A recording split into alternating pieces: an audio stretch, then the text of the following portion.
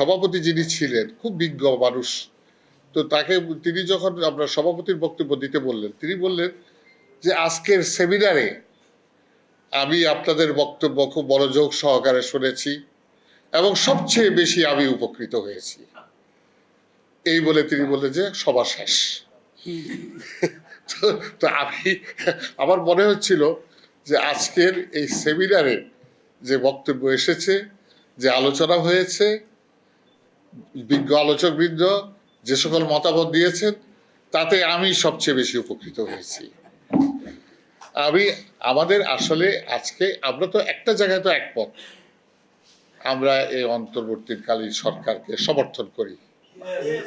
ছাত্র জনতার বিপ্লবের মধ্য দিয়ে যে অন্তর্বর্তীকালীন সরকার গঠিত হয়েছে, আমরা সবাই, আমার মনে হয় এখানে আমরা যারা আছি, এর বাইরে যাদের কথা আসছে, বিএনপির কথা আসছে, জামাতের কথা আসছে, হেফাজতের কথা আসছে, আমরা সবাই কিন্তু এই অন্তর্বর্তীকালীন সরকারকে আন্তরিকভাবে আমরা সমর্থন করি আমরা।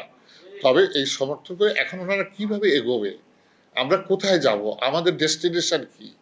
ডেস্টিনেশন তো হলো আমাদের একটা গণতান্ত্রিক সমাজ প্রতিষ্ঠা। সেটা হবে নির্বাচনের মাধ্যমে, কিন্তু নির্বাচন হওয়ার আগে কিছু সংস্কার দরকার। সেই কথাগুলোই আসছে আর কি, সেইগুলো প্রকারান্তরে আমরা সবাই সেই কথাই বলেছি। এখানে কেউ কারো বিরুদ্ধে কারো পক্ষে বা একটু বলে না, এটা মতামত দিয়েছি।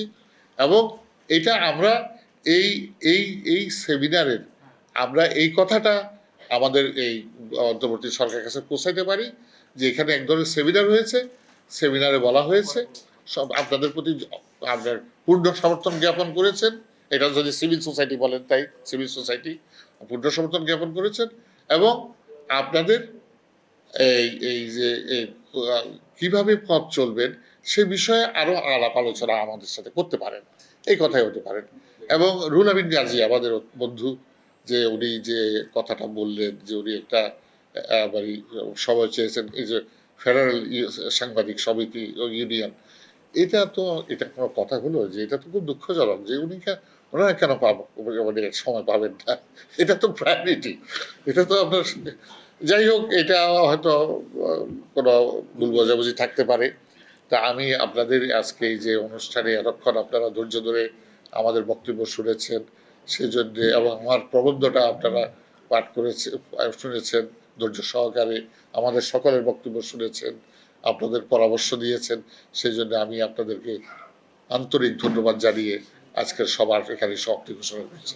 আমরা চাই, আপনাদের মনে অনেক কল্পনা আছে, অনেক আশা আছে, অনেক বাসনা আছে, তেমনি আমিও চাই একটা বাংলাদেশের নেতৃত্ব দেওয়ার মতো গ্রহণযোগ্য সকলের কাছে গ্রহণযোগ্য আকাশে আসে।